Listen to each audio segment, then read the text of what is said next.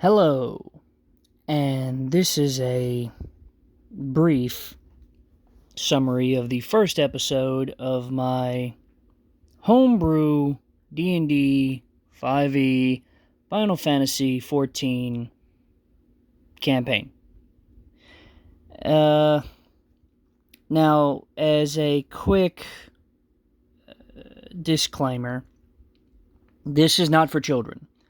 Everybody taking part in this is like 20-something or 30-something, and they can handle certain topics, However, this is not for kids.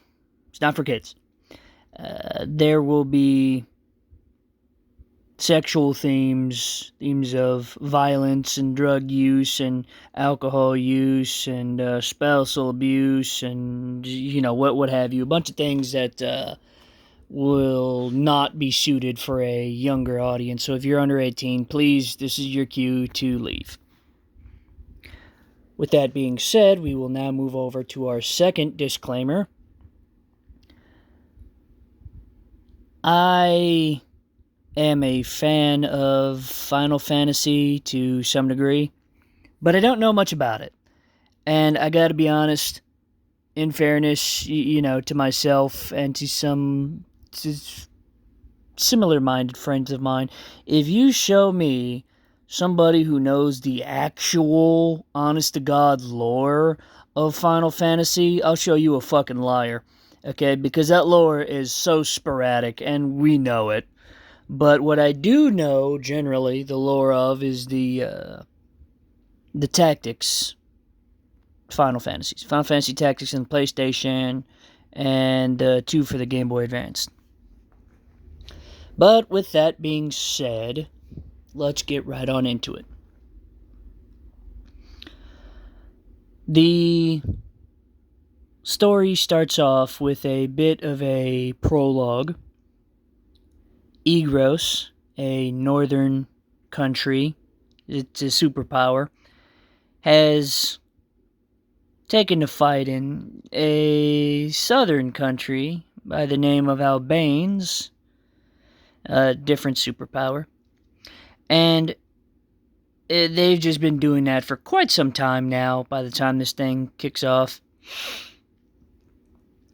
Egros is north and northwest. Albanes is south and southeast. Every so often they try to push into the west or the east, respectively, to kind of, widen their influence on the world, but that fails for some reason or another. Mainly because the westerners and the easterners ain't having that shit. You know what? You have your war, you go over there. We don't want the smoke, okay? We're not in the mood for it. So, yeah, and that's just how it stays for a little while. Now, getting right on into the actual story, it opens where a Gilliam Farzad, a Rogadin, Sebre Seawolf, and his class, it was a Dragoon. He is a pirate captain. His sister, who's basically the same thing as him, she's also a pirate captain. The two of them get along. And they were pirates for one of the western countries called the Shattered Isles. The Shattered Islands. Now, the Shattered Islands, it's just a cluster of a bunch of different countries. Imagine if Hawaii had like 5 times the number of islands, and each one counts as a different country, but they behaved more like, the Viking type of people. That's generally what you get. They control themselves, each island having its own king or queen who doesn't answer to anybody else, rather than they work with each other, kind of like a confederacy type deal, but not, for the sake of their well-being. But other than that, they're a neutral party here, but they do get a lot of pirates from time to time. That's commonly where they come from, and typically they are various types of aura, human, and Rogadin. But here we have Captain Gilliam Farzad and his stepsister Snow Pea. The two of them were setting adrift on the ocean, just going from place to place, doing their pirate thing. Whenever the flagship with carrying Queen Alcina stops them one day, and they take to fighting. Of course, she wins because she's from Egros, and Queen Alcina makes him a deal. You guys stop being pirates and work for me, and I won't fucking kill you. I'll even let you have your own ships. I'm not going to take them away from you. If you need them to be upgraded, work off some of your debt, and we'll think about it. But, yeah, we're essentially going to try to throw you guys into what's some sort of like a meat grinder over here, because it's either that or death. So, certain doom or possibility doom. And now these two, being pirates, a pirate's life for me, they go with the smart choice. Because if you want to beat your chest and die for what you believe in, well, then that just makes you a fucking idiot. And you're not long for this world, okay? So, that being said, both Farzad and his sister do the smart thing and live to fight another day. Many years pass, and they actually, get some relevance in the Egros Navy, and they do get an upgrade here or there. They're kind of let off the hook a little bit, even though they are still part of the Navy. They're actually respected now, somewhat. And now they get the call to go to the northwest country of Gog Tech Capital for a very important military meeting. And they do. And on the way, they stop at some friendly ports to pick up some other military personnel. And in doing so, they pick up the player character Ogul Dorn. He is a Aura. I gotta tell you, this one, it was not in the Final Fantasy Tactics back in the day, so I don't know who the fuck this race is. But they're basically not unlike the Rokugan. The men are very tall, while the women are moderately sized. Both have horns and a long lizard-like tail. So they're kind of like Dragonborn, but much more purtier. And burlier, by the way. Ogul Dorn is from the Zayla portion, so they're more physically inclined, with the opposite being the Rain. Those ones would just talk rather than fight. They're more diplomacy. But Ogul said, man, fuck all that. I'm gonna be a pirate. Well, of sorts. He's more of like a pirate for peace. He stops people getting human trafficked, or, well, just trafficked. He kind of tries to interrupt the flow of slaves coming from the east, because a long time ago, his village was destroyed by the Albanes people, because not only did they want their foothold in the east, they also wanted free labor, super sexy sex slaves, and pretty much a whole bunch of stuff, mainly slavery, different types of drugs, and manpower in general is what they were looking for. They were thwarted by the eastern people from all over the east, and eventually pushed out, but not before they decimated entire villages, one of which was Ogul Dorn's village. And so he set off to kind of calm his mind and seek solace in whatever way he could by doing some sort of good and cleaning up the awful mess that the Albanes left behind. And fortunately for him, Albane's kind of outlawed slavery to some degree, but it doesn't change the fact that, what's done is done. And I digress. I go back to modern times here, and Ogle boards Captain Farzad's ship, and he is welcomed by the captain himself, who has Myrna with him. Myrna is Farzad's secretary, and though I say secretary, she's actually a slave lady, but again, her purpose seems more for like hospitality and note keeping, things like that. She handles his meetings. She's more of a secretary than anything. Gives him updates, stuff like that. Well, Farzad is very obviously a slave master, and he tells her to do things and go here and go there, and Ogle sees that, and he immediately wants to deck him in the schnoz, but he just doesn't.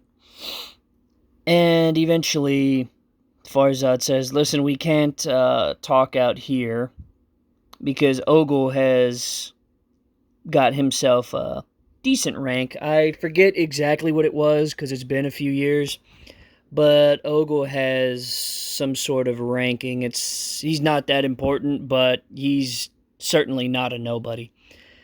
So Farzad says, come on, let's go over to my office. We're going to talk some things out. We're going to talk about what's expected of us and of you guys, and exactly where the meeting is. We're going to have a bit of a briefing there. So they go there, and he gets Myrna to set things up.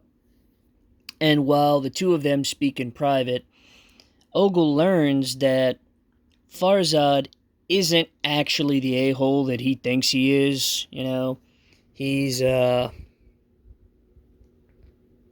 little bit kinder than he first expected, because the worst he's ever been is somewhat rude to Myrna, like publicly. But once Farzad sees that Ogle is cool and on the up and up, and apparently against slavery, he kind of shows his true colors, and his secret is dropped. The facade is dropped, and Myrna's more of like kind of like a secretary with shittier pay. It's basically it, and less rights and stuff like that. He doesn't use her for any strange purposes. So there's that, and Ogle's really glad that he didn't try to work this guy over. And the two get to talking and realize that they have more in common than they initially thought. They're both very strong, powerful guys who respect bravery, within reason. And eventually, some time goes by and they make it to the tech capital. They make it a little bit early, too. You got some time to spare. So, as Ogle is taking his shore leave, the Captain Farzad is as well, and he does kind of give him a brief warning, a friendly brief warning, hey, do what you're going to do out there, no problem, happy to have you on my ship, but do know that I'm leaving at this specific time whenever our meeting is up. I have to go to a different side of the world, so I kind of need you to hurry up, or I'm going to have to leave you, unfortunately. And Ogle nods and he understands, So the two of them shake hands with a new understanding and respect for each other, and they go their separate ways. Ogle just starts looking around this new technologically advanced city in the west, because this is as far west as he's ever been in all his years. And he's amused by all the colorful lights and the sounds and the pachinko machines and the claw machines and the touchpad LED screens and HD and ABCD and all this other highfalutin fancy pants ABCDEFG type of screens and things and signs and neon, this and that. It's very Final Fantasy cyberpunk esque type stuff, and it's glitter in the man's eyes, and he's really liking it. And he can only imagine what it looks like when the sun goes down. It's very beautiful to him. He's it's new. It's new. So he has like a bit of a childlike wonder as he looks around, and it's kind of interrupted by some fella that's drunkenly shouting and ranting and raving about some bitch, blah, blah, blah, blah, blah. And Ogle goes, "Yo, is this guy talking to me?" And he starts looking around, and he sees that it is a drunken human who is attempting to throw whatever trash is on the ground at some sort of small storefront. And Ogle, being the nice guy he is, kind of goes to see if he can help in any way. So he takes himself over there and addresses the fella. And the human turns around, and he's very clearly dressed like a samurai from the East. Minus the armor. He has all the robes and, everything to complete the samurai look. Except for the sword, but, the sandals, the leg wear, and the shirt, and all that other stuff. I'm not going to pretend like I know what it's called. But, yeah, that. He has that get-up. So, it's a familiar sight to Ogle. And he strikes up a conversation with the guy, and he says, "Hey, what's going on, bud? Why are you so fucking pissed? How'd he piss in your cereal, dude?" And he says, "Well, man, don't you know this some bitch?" And clearly this guy's absolutely drunk as a skunk and twice as smelly. "This some bitch, I told him if he could clean my sword, and I must have been hella drunk because the some bitch thought he could get one over on me, and he lost my sword," he says with drunken air quotes. "I know that son of a bitch has it in there. This is a resale shop, after all." He's trying to take my shit, dude. "Oh, who am I kidding? It's been a couple days. I know he took my shit and he sold it. Oh, gosh. Fucking asshole." And Ogle says, Hey, slow down. You're going like fucking 20 miles a minute. Just take it easy, bud. Take it easy. What happened?" And the guy said, "Okay, I brought my sword in to get looked at to this guy so he could, properly maintain it. I spent my last little bit of money on booze, and I kind of have been on a bender, and let's be honest, I forgot to keep up with my sword, so I decided it was time for it to get properly cleaned and oiled, and I brought it in, and the son of a bitch thinks he can get one over on me, and damn it, he kept it. And look, mister, you don't know what it takes to get a sword like that and keep it in working order." And Ogle cuts him off and says, "Oh, but I do. You see, I too am from the East." And he names the general province that his town used to be in before it was destroyed.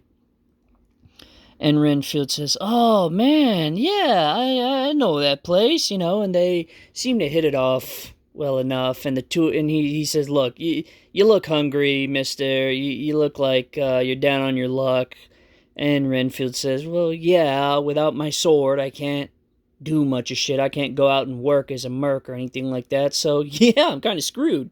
He's had my sword for days, and I haven't been able to use it 4 days. So, yeah, I need a bit of help." And Ogle says, "You know what? No problem. Come with me. I'll get you lunch. We'll talk about it. And hell, if anything, I'll try to get you a new sword or whatever. I got enough money to throw around. Fuck it, right?" So the two of them go to a nearby eatery, and they're eating up, and they're, keeping an eye on the place. And Ogle says, "All right, listen, I don't know that I can get you your sword back, but if all else fails, I just replace it. But what I will do is say, let's break in whenever the guy leaves, and we're just going to do a bit of recon. And Renfield wants to steal a bunch of shit, but Ogle talks him out of it and says, no, recon, only recon. That's the plan anyway. So a deal is struck, and the two of them decide on breaking in for the sake of recon. And hopefully, if worse comes to worse, and the man's sword has been sold, he could just pick up another sword and go like that. At least that way he'll have some sort of hardware for the next time a job comes up. Now with full bellies, that seems like a good idea to Renfield, so they wait for the shopkeep to leave and close up for the day, and then the two of them go and break in from the rear entrance, and they start looking around. Now, this is where recon kind of goes out the window. It shits the bed, because still drunk, Renfield is there now, and something sparks his ire, and he starts throwing things around in the guy's storage room in the back. That's okay, sort of, because, well, nobody's here except the two of them, and Ogle is still looking around for the man's sword. Eventually they find it, and it has a bit of a price tag on it. And Renfield finally gets his hands on it and is reunited with it and all this other good stuff. And he says, the craziest part about all this is that the guy actually maintained it well enough. Here, I thought he'd just, throw it wherever and just do whatever to it and absolutely mistreat it before he hawked it off at whatever inflated price. Burp. And with that, speak of the devil, the shopkeep comes back complaining something about his wallet. Clicks on the lights and sees the two men. And then immediately they're staring down the barrel of that shopkeep's IOT gun. Initiative is rolled and epically failed in the case of Ogle and Renfield. And the three take to fighting. The shopkeep was fortunate to roll well enough that he gets to go first, and he starts blowing holes all over the shop because, unfortunately, he rolled low. And these guys managed to stay safe long enough to throw something at him and run. Now, bad rolls were had by all in this brief moment, because the shopkeep shot out the front window of the shop, as well as he shot some things off the shelves in the back and put some holes in the walls and whatnot. Ogle, on his turn, started to throw a bunch of glass bottles and, things that would probably distract the shopkeep. He wanted to splash them with something. It didn't really work. He tried it, but all he managed to do was splash some sort of clear flammable liquid all over the storage area. And in the ensuing chase through the store, the shopkeep accidentally lit the place on fire, and it went up in a blaze of just hot heat and broken fucking dreams. Now, it quickly shifted the shop owner's attention to the fire and away from the player characters here. And the two men were able to jump out of the broken window and run to the safety of the nearby forest. The shopkeep is very distraught to see what's going on with his shop and is too busy, and he loses track of the two thieves, and they get away scot-free. The shopkeep does alert the police, but unfortunately there's really nothing they can do about it, and that takes up the better part of these men's day. Now that they've lost the shopkeep and the heat died down, albeit not the heat in the guy's shop, The heat in the street died down a little bit. And Ogle says to Renfield, "Hey man, you're quite capable. No offense, but I thought you just like get gunned down or something in your drunkenness, but you actually can handle yourself. It's a big surprise." And he says, "Yeah, this is my bread and butter, buddy. This is what I've been doing to pay the bills for years." And he says, "Okay, I'll tell you what. How's about you? How's about I get you a job?" And Ogle, being the generous person he is, offers Renfield a job as his personal bodyguard because he needs all the swords he can get and competent people to work them. So he hires Renfield, and he slaps a big wad of cash in Renfield's hand and tells him, "Hey man, don't use it all in one place." And Renfield swears his sword to him, and like that, these two friends are now allies. Another day starts. The two of them return to Farzad's boat for the night, and the meeting day is at hand. So, Ogle, Farzad, Snopey, and their respective attendants all go to the meeting area, which is in the same city, albeit far beneath the waves, because, well, Magitech. You want an explanation for it? Sorry, bud, Magitech. I don't know anything. Just Magitech. Very high-tech magical shit. That's basically it. I'm a nerd. I ain't that big of a nerd. Point is, this part of the city, it has a bunch of skyscrapers, and it's more of like the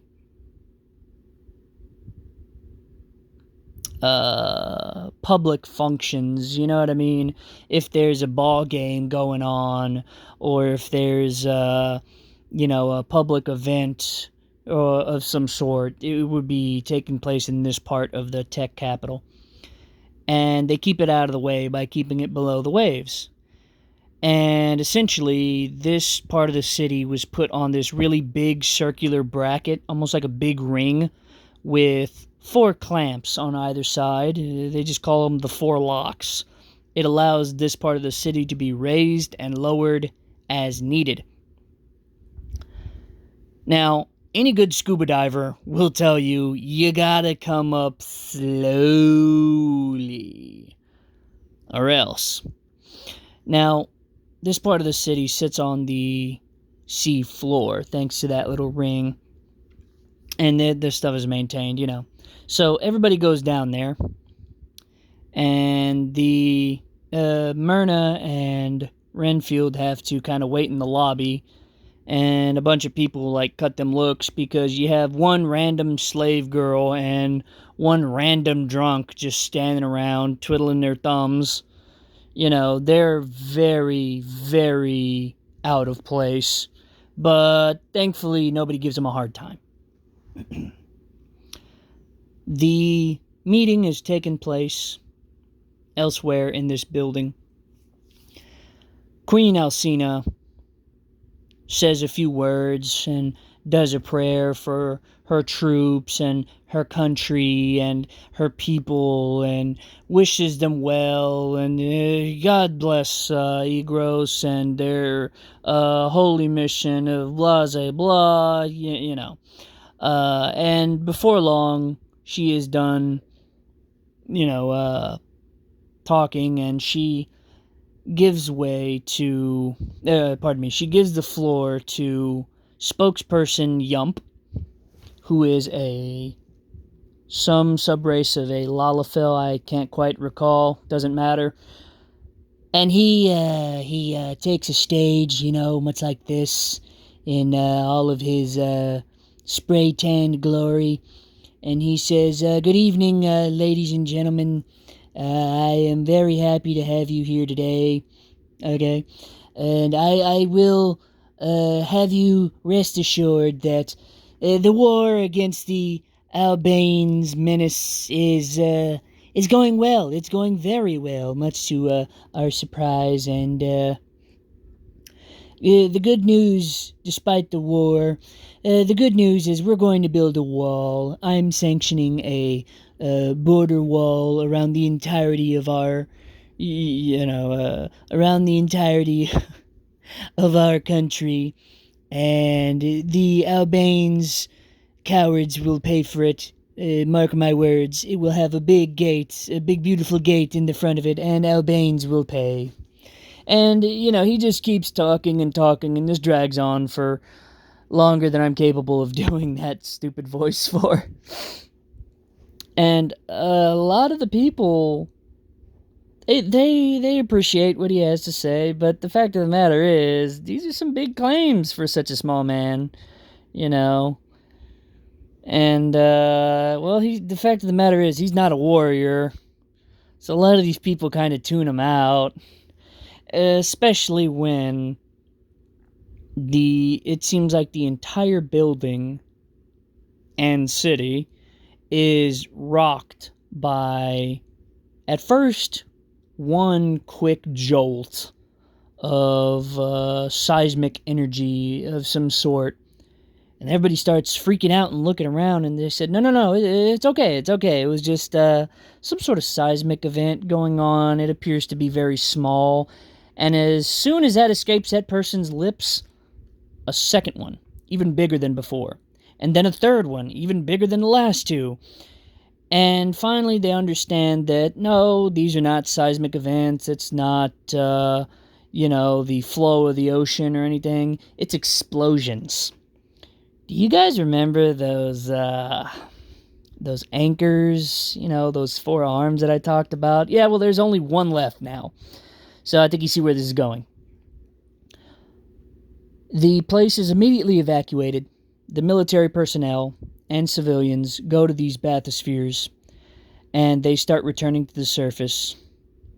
The first few people to get there are the last few people to arrive to the meeting place, and it's Gilliam Farzad, Snowpea, Ogledorn, and their attendants. Now, hold on to that for a little while. We'll put a pin in that. I'm coming right back to it, I promise. As the last arm is destroyed, most of the people in this part of the city make it to safety. And they go up to the surface, and they survive. However, the part of the city that used to sit on that ring is pretty much jettisoned to the surface. Now imagine, if you will, a rubber or plastic bath toy, right? Run a bubble bath real quick and try to hold the thing underwater while suddenly letting it go. You're going to slingshot the thing to the top of the water, and that's precisely what happens. This is why you got to go slow.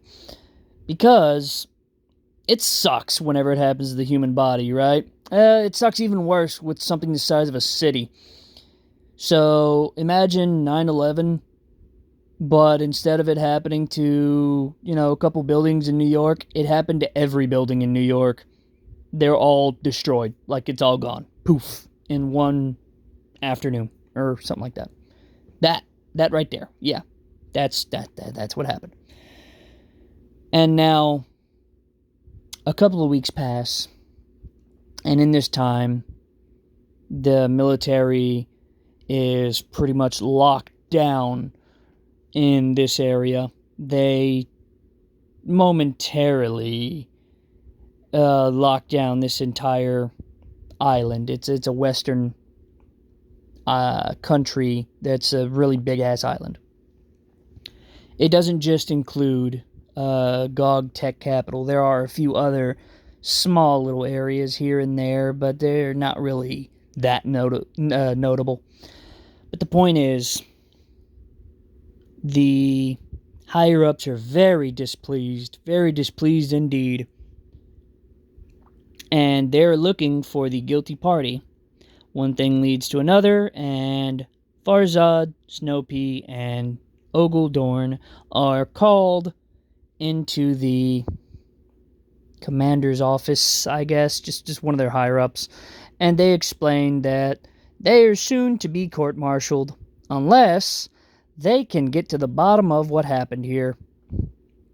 Because, much to their dismay, the perpetrators of the terrorist attack a couple weeks ago were found to have ties with their two ships. That is, Farzad and Snowpea's ships. Now, this looks very bad because, well, thinking about it from the military point of view, you have 2 ex-pirates, but technically 3, counting Ogle. Now, okay, so you have 3 ex-pirates, one of which is is from a neutral country, that is, the East. Moreover, in a military meeting, they knew it was like military personnel only. They brought some sort of drunken vagabond, also from the East, and some sort of slave woman, some glorified sex slave secretary bitch along for the ride. That doesn't go.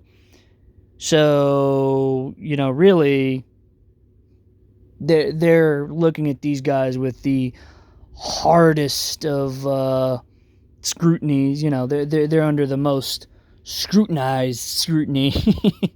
It paints these guys in a bad light, and that's what they're trying to do. And Farzad says, "Hey, whoa, sir, respectfully, I haven't been a pirate in years. I left that life behind for Queen Alcina. My sister and I left that life behind and turned over a new leaf and fought for years and liberated various countries for years, stormed many a beach in the name of freedom and Egros and Queen Alcina and, whatever spokesperson they had at the time, whether it was Yump or someone else. We fought many years in many countries and won many raids on countries in Queen Alcina's name. We are no longer pirates. We're better than that." And Ogle says essentially the same thing. He has hated Albanes all his life. He kind of made known his backstory to this higher up here, and he explained his past and his hate of Albanes and what they'd done to his homeland and how they've perverted it in various ways and the people they've taken captive and the shit he had to go through to free them, and that if he could only save but one more, it could have undone the horrors and eased his mind in this way or that way, and gave him a little bit more solace. And he is certainly no friend of Albane's, and he is a devout warrior for Egros, and the fact that that's being called into question is just an absolute slap in the face and a boot to his ass, and he's having none of it. He will not have his loyalty called into question. And they said, "Okay, good. Y'all keep that same energy whenever you guys are looking for the perpetrators. We expect to hear from you in 3 days." And with that ends the first episode of this summary, whatever this is. I hope you liked it. And I hope it was fun enough for you that you'd like to come back and hear more. Y'all have a great one out there. Thank you, and goodbye.